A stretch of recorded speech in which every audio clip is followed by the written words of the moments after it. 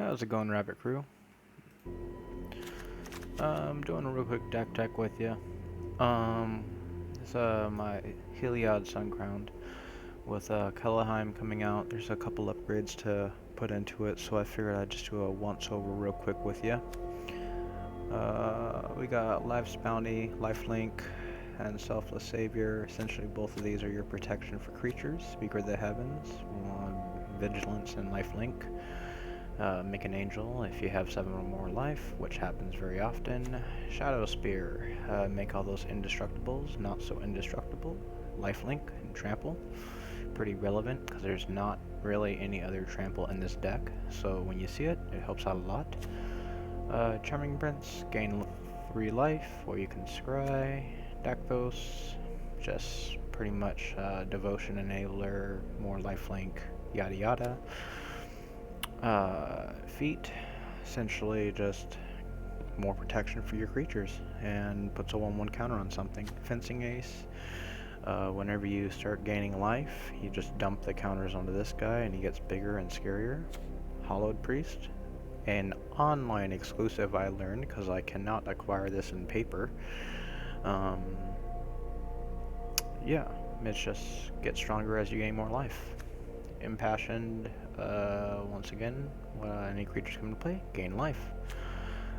No, this doesn't gain life, but as you can see already, this is a pretty low to the ground deck, so this can put 1/1 counters on things and start making them a lot bigger fairly fast, something they have to deal with, which is a great way to have them clear out some of their removal for later things that you do not want to have removed.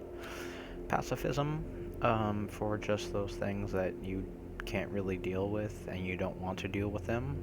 Revoke existence, because this is a very heavy enchantment themed meta. Shelter, more protection for your things, and it also counts as a land. Cleric comes into play, gains you 2 life, also counts as a land. Birth helps you get a lot of land, gives you a blocker, and gains you 2 life. Tome, scry, draw cards, which, as you know, white has a problem with drawing cards, so this does that. And at the end, gains you more life. Banishing Light, just deal with any problematic planeswalkers, enchantments, artifacts, really whatever fits the bill. Anthem, which is just a devotion enabler for Heliod, and also helps all your stuff get a little bit bigger. Here's one of the first upgrades from the new set. Once again, destroy artifact or enchantment. You have to really focus on doing this in this new meta. If you're not focusing on destroying artifacts and enchantments, you're not doing it right.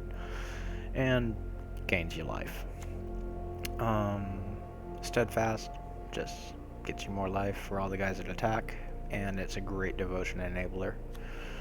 Rally, just put out 2 1/1s, and then, a whole bunch of life. If Heliod's out there, your things get really big, and you can just swing back. Skyclave, he just exiles stuff. He's helpful. Acolyte, put 1/1 counters on stuff, and it has lifelink. Elspeth is really good because, well, she makes your stuff bigger, but she also can crank out small dudes if you needed to go that route, and she can also just gain you life. And if you're later on in the game, your graveyard's big enough, you can just reoccur. Fate's Fretters, it's kind of like Pacifism, but better because it gains you life. And it shuts down activated abilities unless they're mana abilities. Phildar Retreat, it does not gain you life, but it makes it so every single landfall afterwards is a lot more relevant.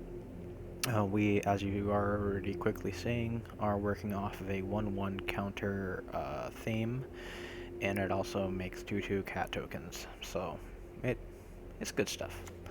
War Leader, whenever it attacks, makes 2 1/1 lifelinkers. Diplomat, lifelink, and it penalizes your opponent for attacking with too many things or casting too many spells, so that really helps. Another upgrade is Cosmos Elixir.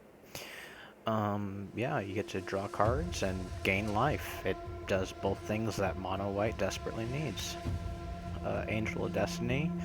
This pretty much is one of our game winners. If this hits them and it has, you know, you have a good chunk of life, it gets pretty bad. You can just shut them out. Baneslayer, 5/5, lifelink, really good. Conquers Death, exile a permanent, any permanent, non-creature spells, including enchantments and artifacts, and planeswalkers, all cost more. That also includes instants, sorceries, all that fun stuff. And then if they did kill something, it comes back.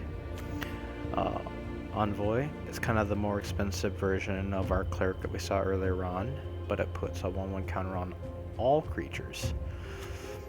Here's another upgrade.